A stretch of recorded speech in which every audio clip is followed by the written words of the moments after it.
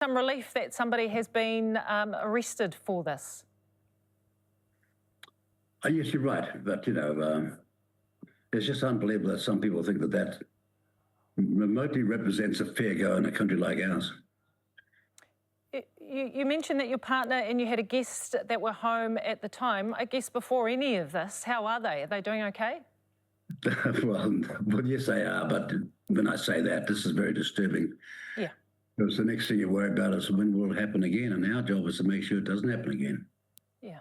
How did you learn about this, Mr. Peters? Well, my staff got called. I was in a cabinet meeting, so I didn't hear about it, and my staff all knew.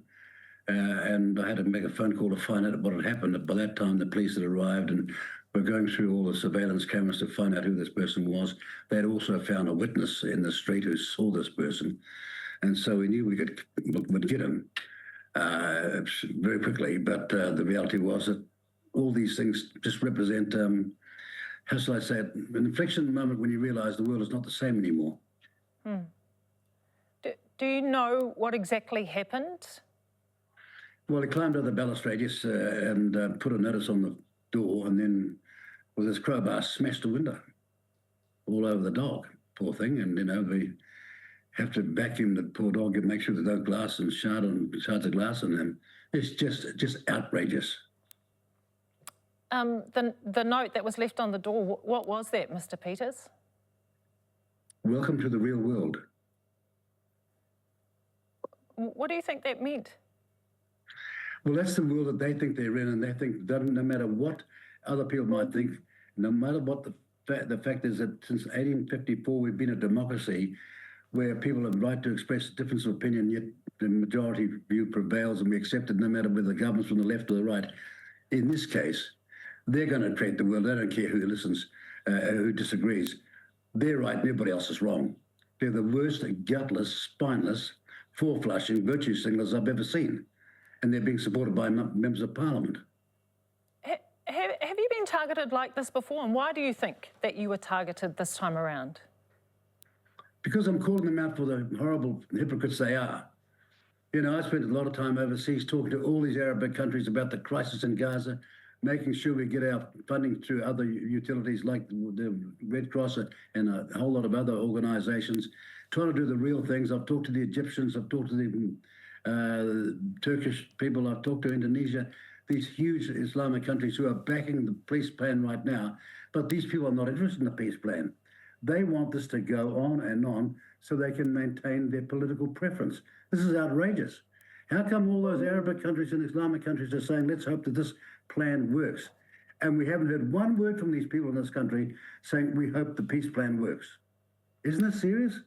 I just want to come back. You said that there were ministers that supported this kind of action. Who are you talking about? Well, the very person that put out my address and was out there holding the phone and telling everybody to come down and protest was alongside Chloe Swarbrick at her press conference yesterday.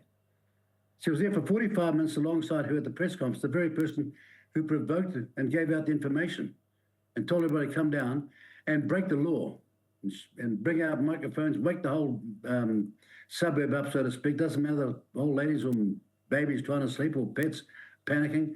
Just carry on like they think they can get away with it. And they were getting enormous publicity doing it until they've been found out. I just want to point out, though, that Chloe Swarbrick herself has says that she didn't know who the attacker was and has explicitly condemned the violence. Woohoo. Now she says that having been alongside the very person who gave the address out and called for everybody to come down and do this sort of stuff. She was alongside her at the press conference yesterday. Look at that woman's photograph, so-called actress. How do we de-escalate situations like this, Mr. Peters? Because this would have been terrifying for those who were in your home last night. So how do we... I've had my life threatened in the past, and to the extent that I had my own bodyguards, both here and abroad, to make sure that they couldn't get to me. But didn't make a big song and dance about it. But this is not the first time I've been threatened. I'll go back to the question, though. How do we de-escalate it? Yes, this is not the first time that you've been a target, but this is, again, another step further, isn't it, where somebody has turned up to your home with a crowbar? Well, the real issue is this. How come this person's got the sustenance of political parties in Parliament who've actually think that what this person done is right, who've actually been part of the encouragement to come down and break the law, not once, night after night, break the whole suburb up. People 3 or 4 blocks away coming by the next morning saying, what's happening there, Winston? And the answer is, well, I know what's happening, but nobody's stopping them. But they're going to make one thing very clear. We're going to stop them right here, right now, and we've caught the first one.